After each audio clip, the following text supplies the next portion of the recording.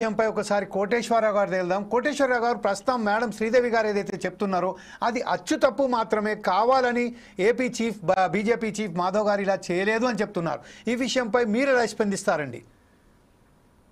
ఓ sorry, ఒక్కసారి ఒక్కటి నిమిషం సార్, ఒక్కటి just a moment. Pavani Goud గారు కూడా ఇచ్చారు, బీఆర్ఎస్ నాయకురాలు అయినటువంటి పావని గౌడ్ గారికి కూడా ఓట్స్ ఐస్టీ ఆహ్వానం పలుకుతుంది. ఓకే సార్, కోటేశ్వరరావు గారు క్యారీ ఆన్.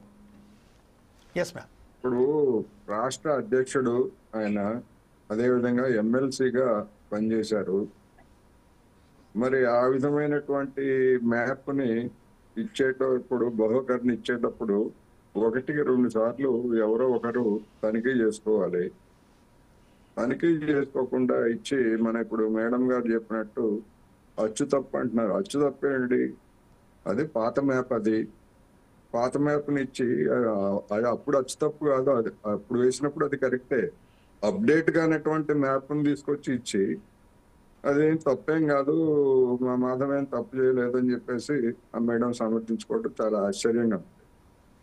తప్పని ఒప్పుకోవడానికి తప్పేముందో, అందులో పొరపాటు జరిగిపోయింది, అటువంటిది మేము భవిష్యత్తులో జరగనివ్వమని చెప్పేసి ఉన్నదా అనేది అచ్చు అట్లే ఉన్నది, అది ఇచ్చారు అంతేగాని కావాలని తప్పు కాదని చెప్పారు కదా మీరు. తప్పు కాదని చెప్పారు కదా. తప్పు కాదు అంటే అది చూసుకోలేదు. నేను చెప్పింది కూడా నేను తెలుగులోనే మాట్లాడా మేడం, నేను తెలుగులోనే మాట్లాడాను. మీరు తప్పు కాదని చెప్పన్నారా లేదా? అంతేగాని తప్పు అంటే కావాలని ఇవ్వలేదు అని చెప్తున్నా నేను. తప్పు అంటే కావాలని ఇవ్వలేదు. మీరు తప్పు కాదు అనే పదం వాడారు, వాడకపోతే ఓకే, అందరూ వింటున్నారు, ఓకే వదిలేయండి, నేను మీతో ఆర్గ్యూ చేయదలుచుకోలేదు. రెండోది, ఇప్పుడు